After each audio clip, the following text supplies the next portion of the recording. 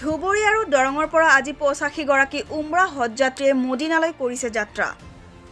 আজি ধুবুৰীৰ পৰা ৫৯ গৰাকী, দৰঙৰ পৰা ২৬ গৰাকী উমৰা হজযাত্ৰীয়ে পুৱা ৮ বজাত মদিনালৈ যাত্ৰা কৰিছে।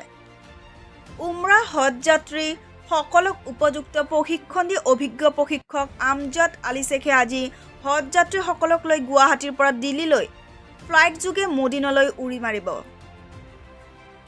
ইউনাইটেড এয়াৰো ছাৰ্ভিচৰ অধীনত ৮৫ গৰাকীকৈ উমৰা হজযাত্ৰীয়ে যাত্ৰা আৰম্ভ কৰিছে। ইপিনে দৰং জিলাৰ খাৰুপেটীয়াৰ মতিউৰ ৰহমানৰ নেতৃত্বত ২৬ গৰাকী ৰওনা হৈছে।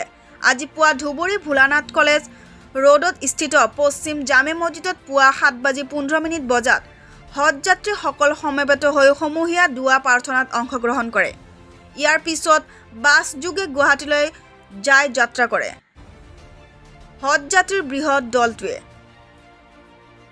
News desk report, times Assam 365।